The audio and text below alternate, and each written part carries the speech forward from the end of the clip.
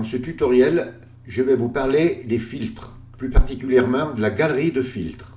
Alors la galerie de filtres se trouve ici, là je vais vous la montrer. Donc on vient ici en haut là sur la barre des menus, vous cliquez sur filtre. Et ici vous avez tout un tas de filtres. Et la galerie de filtres se trouve là. Donc vous cliquez et ça vous ouvre une fenêtre. Alors comment elle fonctionne cette fenêtre? Ici là, vous avez l'aperçu du filtre, c'est-à-dire l'effet que vous avez choisi. Ensuite ici, vous avez la catégorie de filtre. Ensuite si j'ouvre là par exemple, ici vous avez les vignettes de filtre. C'est-à-dire si vous cliquez, ben, vous voyez ça vous change votre effet. Ensuite ici là, vous pouvez masquer les vignettes. Si je clique, je masque mes vignettes. Et là vous les réouvrez. Donc si c'est comme ça que vous ne les trouvez pas les vignettes, eh bien, vous cliquez ici. Ensuite ici vous avez un menu déroulant. Si vous cliquez, ça vous donne tous les effets. Par exemple, vous voyez, je clique papier humide, je reviens, je reclique, par exemple pastel, et ainsi de suite. Vous aurez ici tous les filtres de la galerie de filtres. Ici, vous trouverez les options du filtre. Les options du filtre sélectionnées. J'ai pastel, j'ai les réglages de pastel. Si je clique sur contour postérisé, eh bien j'aurai les réglages de contour postérisé. Et ainsi de suite. Vous voyez, grain photo et les réglages. Ici, vous avez les calques d'effets. C'est-à-dire que si je ferme le petit œil là, eh bien mon effet disparaît. Si je reclique, il revient. Donc ici, j'ai un calque qui est sélectionné et il est actif. Pourquoi? Parce qu'il est en surimpression et j'ai le petit œil qui est ouvert. Ensuite, dans la palette des calques des filtres, vous descendez en bas. Ici, vous avez nouveau calque d'effet. C'est-à-dire que si je clique, je rajoute un nouveau calque d'effet. Toujours grain photo. Mais je peux, par exemple, le changer. Je cumule mes calques. Si je veux le supprimer, je sélectionne par exemple grain photo, je le mets en surimpression et je clique sur la corbeille. Et ça me le supprime. Et ensuite, en bas à droite, là, si vous avez votre fenêtre qui est petite comme ça, eh bien vous pouvez venir ici et l'agrandir. Moi je vous conseille de la mettre à la taille de l'écran. Donc vous pouvez ouvrir et fermer vos vignettes de filtre et vous choisissez ce que vous voulez. Et voilà pour la présentation de la fenêtre des filtres quand on l'ouvre. Donc je vais cliquer sur annuler. Je vais revenir sur filtre et je vais réouvrir. Alors qu'est-ce que vous constatez là?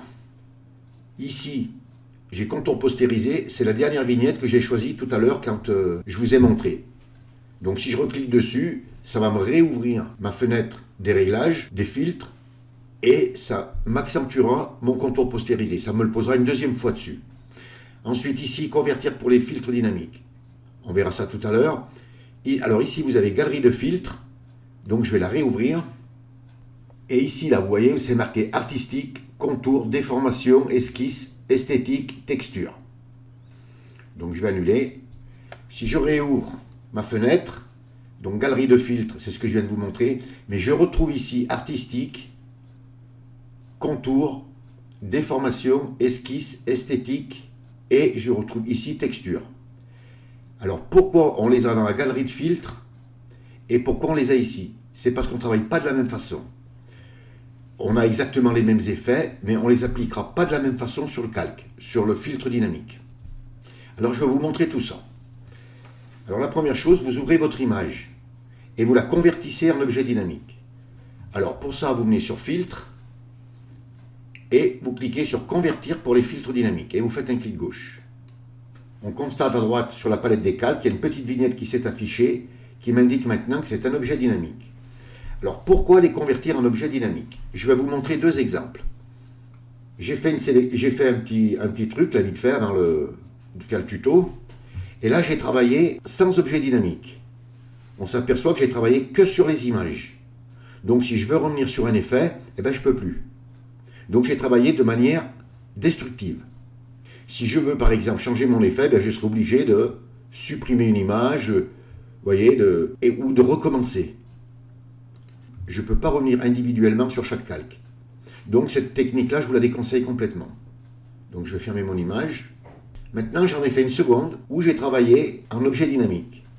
Et tout de suite on voit sous chaque calque, par exemple sur celui-là, eh bien j'ai filtre dynamique qui est affiché, galerie de filtres, et ici j'ai un petit symbole. Alors ce petit symbole, il est très important. Je vous montrerai tout à l'heure à quoi il sert. Ce qui veut dire que si par exemple, moi je ferme l'œil de mon calque, eh bien je retrouve le calque en dessous. Si je le réouvre et que je veux changer par exemple mon effet, eh bien j'ai qu'à recliquer sur galerie de filtres, je fais un double clic et ça me réouvre la galerie de filtres avec ici en surimpression la vignette de barbouillage. Je peux, si je veux, mettre un contour postérisé, je dis OK, et vous voyez, ça me l'aura changé. Et je peux faire ça autant de fois que je veux. Mais vous avez vu, quand j'ai cliqué là, j'ai bien ouvert la galerie de filtres. Donc je peux, si je veux, rajouter un nouveau calque d'effet et mettre par exemple barbouillage. Et je dis OK. Et j'aurai mes deux effets sur mon image. Si je mets un mode de fusion à mon image, par exemple, ici, que je mets par exemple lumière tamisée, j'aurais mis un mode de fusion à mes deux filtres, parce qu'ils sont dans la galerie de filtres. C'est pour ça que quand on vient, par exemple, ici, là, artistique ou contour, on affichera directement le filtre. Et on pourra travailler sur chaque filtre individuellement. Tandis que là, je suis obligé de recliquer sur filtre, de venir ici et par exemple, de supprimer barbouillage. Et je dis OK. Bon, mais je vais vous montrer tout ça dans le tutoriel. Donc, vous voyez l'intérêt de travailler avec les objets dynamiques. Donc, je vais fermer cette image et on va travailler sur celle-là. Donc, je vais mettre mes calques ici pour que vous les voyez bien. Alors, on a déjà converti notre image en objet dynamique et on va la dupliquer. Pour la dupliquer, vous tenez enfoncé la touche CTRL et vous appuyez sur la touche J du clavier. Et ça vous duplique votre image. Et ça a son importance de la dupliquer. Alors, je vais vous montrer donc déjà cette manière de travailler. Mais avant de commencer, je vais vous faire activer artistique parce que je pense que beaucoup d'entre vous, cette fonction artistique, vous ne l'avez pas là. Parce que pour la mettre ici, il faut l'activer. Donc, on va le faire tout de suite. Alors pour ça, vous venez sur Édition, vous venez sur Préférences et vous venez sur Module externe. Vous faites un clic gauche sur Module externe. Ça vous ouvre cette fenêtre des préférences. Et ici, là, c'est marqué Afficher tous les groupes et non de la galerie de filtres. Il faut que la case soit activée. Donc si elle n'est pas activée, vous faites un clic pour mettre le petit astérix comme moi. Et vous cliquez sur OK. Vous ouvrez Filtre et là, vous devez retrouver Artistique. On va démarrer avec, par exemple, un contour postérisé. Donc je clique sur Contour postérisé. Je ne travaille pas dans la galerie de filtres, je travaille directement avec les filtres. Donc je clique sur Contour postérisé. Ma fenêtre de réglage s'ouvre et j'ai bien Contour postérisé. Vous effectuez les réglages que vous devez effectuer et vous cliquez sur OK. Donc mon effet s'est posé et qu'est-ce qu'on constate à droite sur la palette des calques? J'ai mon filtre dynamique qui s'est posé. Ici j'ai mon masque de fusion et regardez ici, c'est bien marqué Contour postérisé. Si je fais un double clic sur Contour postérisé, j'aurai Contour postérisé qui s'ouvre. Et là je pourrais, comme tout à l'heure que je vous ai fait voir dans la galerie de filtres, je pourrais le changer par exemple en pastel. Et je clique sur OK. Donc j'aurais changé mon filtre. Mais moi, si je veux par exemple rajouter un second filtre au-dessus de pastel, eh bien je viens sur Filtre, je viens sur Artistique, et là par exemple je vais mettre Contour postérisé. Je dis OK, et là regardez, j'ai Contour postérisé qui s'est posé. Donc j'ai bien deux filtres, mais qui sont distinctement séparés. Je peux travailler sur l'un et sur l'autre d'une manière différente. Et je vais vous montrer tout l'intérêt de faire ça. Par exemple, que je veux baisser l'opacité de contour postérisé. Alors vous allez me dire, pas difficile, je viens sur opacité et je descends mon opacité. Et là, je descends l'opacité des deux filtres. Mais regardez bien, je n'ai pas descendu l'opacité que du filtre, j'ai descendu l'opacité aussi de l'image. Si je ferme mon image de dessous, bien j'ai plus rien. Donc je vais réouvrir mon image là. Je vais remettre mon opacité à 100%. Et ce que je vais faire pour que vous voyez bien, je vais supprimer un filtre. Et je vais garder que celui-là. Supposez que moi je vais descendre l'opacité de mon filtre. Eh bien vous venez ici sur ce symbole là et vous faites un double clic. Ça vous ouvre la fenêtre de option de fusion de contour postérisé. Ici vous pouvez échanger son mode de fusion. Donc si vous cliquez, vous pouvez mettre le mode de fusion que vous voulez. Par exemple je peux mettre tamisé. Mais moi je vais le laisser en mode normal. Donc vous pouvez ici choisir un mode de fusion. Mais vous fusionnez le filtre et non pas le filtre et l'image. Et là, je vais descendre l'opacité, par exemple. Et là, regardez bien, je vais la mettre, par exemple, voilà, je vais la mettre à 33%, je clique sur OK. Si je ferme mon image du dessous, eh bien, regardez, mon image, elle est toujours là, mon image. Vous voyez, si je ferme mon œil, j'ai plus mon image. Mais comme j'ai descendu l'opacité du filtre et pas l'opacité de l'image, donc vous travaillerez bien sur le filtre et pas sur l'image. Donc je vous remontre, si vous descendez ici, par exemple je mets à 33 aussi, et bien regardez, si je ferme mon image ici en bas, vous voyez, j'aurais descendu l'opacité du filtre et de l'image. Donc il faut bien faire la différence. Quand on travaille ici, l'opacité là, on travaille sur l'image et sur le filtre, tandis que si je double-clique là, je travaillerai sur l'opacité du filtre, que du filtre. Et je mettrai un mode de fusion que du filtre. Je vais dire OK. Si par exemple ici, je mets un mode de fusion maintenant, eh bien je mettrai un mode de fusion à mon image et à mon filtre. Vous voyez, c'est pas pareil. On n'a pas le même résultat. Faites bien le distinguo. Hein. C'est un peu compliqué, mais il faut quand même le savoir. Alors, je vais fermer mon contour postérisé et je vais vous montrer si on veut, par exemple, sélectionner une partie de l'image. Alors, pour ça, on vient à gauche sur la barre des outils et je vais prendre l'outil rectangle de sélection. Et je vais faire un carré. Oui, enfin, je vais faire une forme. Une fois que j'ai fait ma forme, je ne touche plus rien, donc je m'assure que mon calque sur lequel je veux travailler soit bien actif. S'il ne l'est pas, vous faites un petit clic gauche dessus. Et vous venez sur filtre. Je viens par exemple sur contour et je vais mettre diagonale. J'ai mes diagonales et je clique sur OK. Et bien vous voyez, diagonale, mon filtre s'est posé qu'à l'intérieur de ma sélection. Il ne s'est pas posé sur le reste de l'image. Maintenant, si je prends mon outil de déplacement et que j'active mon masque de fusion, là, vous venez, vous cliquez sur le masque de fusion. Vous voyez, ça vous a affiché une sélection autour de la sélection. Vous pouvez la prendre et la bouger comme vous voulez dans l'image. Comme ça vous permet de voir l'effet ce qu'il donne. Vous dites, tiens, bon, là, c'est vrai que je vais y revenir peut-être un peu dessus, le régler mieux que ça. Voilà, je vais lui donner un effet plus concret. Voilà. Et je dis OK. Donc, je clique sur mon masque de fusion et je vais déplacer ma sélection. Et vous voyez, je m'aperçois, je vais grossir un peu pour qu'on voit bien. Et on voit bien quand je déplace mon masque, je déplace mon effet. Et vous pouvez le mettre où vous voulez. Donc, je vais mettre taille écran. Maintenant, si vous voulez, par exemple, dire, bon, ben, l'effet me convient, mais je veux le mettre, par exemple, qu'aux fleurs. Eh bien, vous pouvez le grandir. Donc, vous tenez enfoncé la touche Maj et la touche Alt, et vous grandissez votre masque. Vous cliquez ici pour accepter ou sur la touche Entrée du clavier. Vous vous assurez que votre masque de fusion du filtre dynamique soit bien actif, donc vous cliquez dessus pour l'activer. Donc vous venez à gauche sur la barre des outils, vous vous assurez que vous ayez bien la couleur noire de premier plan. Si vous ne l'avez pas, vous la mettez. Vous restez sur la barre des outils et vous prenez l'outil pinceau. Faites un clic gauche sur outil pinceau. Et à partir de là, vous allez pouvoir, par exemple, enlever l'effet là où vous ne voulez pas qu'il soit. Si vous estimez que votre effet n'est pas assez accentué, vous revenez sur diagonale, vous double-cliquez, et là, vous allez accentuer, par exemple, votre effet. Là, comme ça, on le verra mieux. Et je clique sur OK. Si je prends mon outil de déplacement et que je clique sur mon masque de fusion pour l'activer, n'oubliez pas d'activer le masque de fusion. Eh bien, regardez, j'ai bien mon effet qui est que sur mes fleurs. Voilà comment on peut sélectionner une partie de l'image. Je vais le supprimer là, et je vais en mettre un autre. Donc je vais mettre une texture, je vais mettre par exemple, je vais mettre un grain. Voilà, je vais le laisser comme ça. Alors vous voyez, ça m'ouvre directement texture, et je peux changer ma texture comme je veux. Vous cliquez, et voilà, ben, je vais mettre ça par exemple, je vais mettre effet mosaïque. On le verra mieux. Bon, vous faites vos réglages, et je clique sur OK.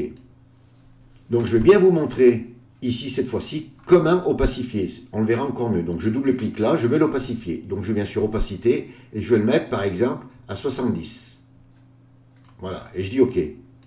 Donc je peux faire avant, après. Vous voyez, on voit bien quand même avant, après. Je l'ai opacifié légèrement. Mais là, je peux, si je veux venir sur mon masque de fusion et le remplir en noir. Alors pour le remplir en noir, vous avez plusieurs solutions. Vous mettez la couleur noire de premier plan. Vous prenez l'outil pot de peinture et vous cliquez et ça vous masque votre effet.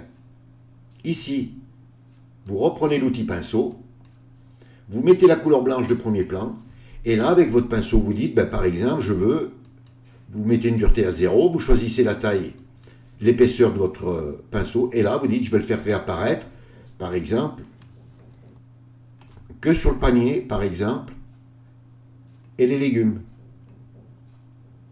Et vous le faites apparaître que là où vous voulez. Par exemple, que sur la partie du bas. Bon, là, je vais un peu vite, hein. C'est pour vous montrer. Hein. Voilà, je fais le pot. Et voilà. Et voyez, mon effet est bien uniquement sur la partie que j'ai sélectionnée et pas sur l'autre partie. Si je ferme mon effet, on voit bien qu'il est sur une partie. Vous voyez? Et comme ça, vous pouvez mettre l'effet que sur la partie que vous désirez de l'image. Alors, je vais supprimer mon filtre. Et là, je vais vous montrer comment mettre plusieurs filtres. Donc, vous venez sur filtre et cette fois-ci, on va ouvrir galerie de filtres. Vous cliquez. Donc, on a contour postérisé. On va le laisser. On vient en bas, là, et on va mettre un nouveau calque d'effet. Donc, vous cliquez sur le petit carré avec le coin replié et vous avez un second contour postérisé qui s'est posé. Et par exemple, on va mettre pinceau à sec. Je vais en mettre un troisième. Donc, je reclique sur nouveau calque d'effet. J'ai un pinceau à sec qui s'est mis et je vais mettre pastel. Et là, j'ai dit OK. J'ai bien mes trois filtres qui se sont posés, mais regardez, là, j'ai uniquement galerie de filtres. Si je mets, par exemple, un mode de fusion lumière tamisée, j'aurais fusionné mon image et mes trois filtres. Donc, si je reviens, par exemple, sur le mode normal et que je veux supprimer un filtre, je suis obligé de cliquer dans galerie de filtres, double-cliquer, et là, je vais supprimer, par exemple, pastel. Donc, je le sélectionne, je viens sur la corbeille, je clique et je le supprime. Je dis OK, et j'aurai que deux filtres, mais toujours pareil, si je change le mode de fusion, ici, je changerai le mode de fusion, comme je vous ai dit, sur l'image et sur les deux filtres. Par contre, si je clique ici, là, eh bien, même chose. Je vais opacifier, et bien là, j'opacifie les deux filtres. Vous voyez, je les ai mis à 0, je les remonte. Vous voyez, je travaille sur les deux filtres, là. Donc, par exemple, je dis OK, et je vais opacifier uniquement mes deux filtres. Si je redouble-clique et que je veux mettre un mode de fusion, par exemple lumière tamisée, eh bien je mettrai une lumière tamisée que sur les deux filtres sur mon image. Si je supprime, par exemple, mon mode de fusion, que je le remets normal, je dis OK, et que je viens là et que je mets lumière tamisée, vous voyez, c'est pas du tout la même chose, c'est plus foncé. Donc faites bien la différence. Je vais remettre sur normal. Vous voyez, c'est un peu compliqué, mais il faut arriver à bien faire le distinguo. Voilà, quand on travaille dans la galerie des filtres, on travaille avec des filtres, on cumule les filtres, tandis qu'on peut travailler avec les filtres séparés, comme je vous ai fait voir tout à l'heure. Donc voilà comment on peut travailler avec les filtres et apporter des effets à nos images. Alors, bien sûr, à vous de travailler avec la galerie de filtres et les filtres. Faites plein d'essais, n'hésitez pas, vous pouvez toujours supprimer, annuler et recommencer. Et c'est en agissant beaucoup que vous apprendrez et que vous finirez par comprendre. Alors par contre, vous avez d'autres filtres, des modules externes, comme, vous voyez par exemple, vous avez grand angle adaptif, caméra RAW, correction de l'objectif, la fluidité. Donc ça, je ne vous en parle pas parce que c'est long aussi, donc je ferai des tutos là-dessus. Et vous avez des modules externes aussi, là. Vous voyez par exemple, flamme, cadre d'image, arbre, éclairage. Alors quand on travaille par exemple avec éclairage ou peinture à l'huile ou certains modules externes, il faut savoir que ça demande beaucoup de mémoire. Donc si vous travaillez avec un filtre quelconque et que vous avez une petite fenêtre qui apparaît, que votre mémoire RAM est insuffisante, eh bien il faut faire de la place dans votre ordinateur. C'est-à-dire vous mettez un disque dur externe et vous déplacez des dossiers qui sont lourds. Et si vous avez des applications qui sont ouvertes, vous fermez toutes vos applications, vous laissez toute la mémoire à Photoshop. Vous pouvez aussi, si vous voulez, purger Photoshop. Donc vous venez sur édition et vous venez sur purger là. Alors vous pouvez purger uniquement l'historique ou tout. Alors moi je clique sur tout moi. Alors si vous avez peur de faire une erreur ou quoi que ce soit, avant de purger, essayez de vous renseigner ce qu'il faut faire et ne pas faire. Bon, moi je ne suis pas informaticien, mais enfin moi je clique sur tout et ça fonctionne très bien, j'ai pas de problème. Et ça libère de la mémoire dans Photoshop Et si vous déplacez des dossiers lourds dans un disque dur externe, comme je vous ai dit, eh ben, vous libérerez de la place et la mémoire RAM, eh ben, vous en aurez plus. Ce qui vous permettra de travailler correctement avec les filtres. Vous pouvez aussi avoir par exemple, certaines photos, par exemple en CMJN, vous ne pourrez pas les ouvrir avec certains filtres. Si elles sont à bitmap aussi, il y a certains filtres que vous ne pourrez pas ouvrir. Alors si vous avez des filtres qui ne s'ouvrent pas, vous venez sur Images, là, vous faites un clic et vous venez sur Mode. Et vous regardez le mode. Vous voyez ici par exemple c'est marqué bitmap, eh bien vous cliquez sur, vous convertissez RVB. Si c'est marqué couleur indexée, ça peut arriver. Quand c'est en couleur indexée par exemple, ben, vous ne pouvez pas déverrouiller votre image, vous ne pouvez pas fermer le petit œil. Donc vous cliquez sur RVB. Si elle est sur CMJN et que le filtre que vous appliquez, eh ben, vous voyez qu'il ne veut pas s'appliquer, il faut venir voir ici et vous mettez sur RVB. Le RVB, vous pouvez y appliquer tous les filtres que vous voulez. Alors ensuite, il vaut mieux travailler en 8 couches. Le 16 bits couche, il y a certains filtres qui s'ouvriront et pas d'autres. Et le 32 bits couche, pareil, il n'y en a pas trop, mais il y a beaucoup de filtres que vous ne pourrez pas ouvrir. Donc pensez-y bien. Hein. C'est des petites choses pas très compliquées, mais quand on ne le sait pas, on tourne, on se demande ce qui arrive, on dit tiens c'est bizarre, tout à l'heure j'ai ouvert une image, cette fois-ci cette image elle ne s'ouvre pas, pourquoi, comment. Voilà, c'est des petites astuces et des petits trucs qu'il faut connaître. Vous avez vu un petit peu comment ça fonctionne. Eh bien, il suffit maintenant de vous mettre au travail, et puis tout doucement, faites un peu tout et n'importe quoi, et vous comprendrez comment fonctionnent les filtres. J'espère que ça vous aura appris quelque chose, et que vous saurez maintenant bien utiliser les filtres, en profiter, et vous allez voir, vous allez réaliser vraiment de très belles choses. Ce tutoriel est terminé. Si vous avez aimé, vous cliquez sur j'aime. Si vous avez des questions, n'hésitez pas à les poser. Abonnez-vous à la chaîne. Je vous dis au revoir, merci, et à bientôt pour un nouveau tuto.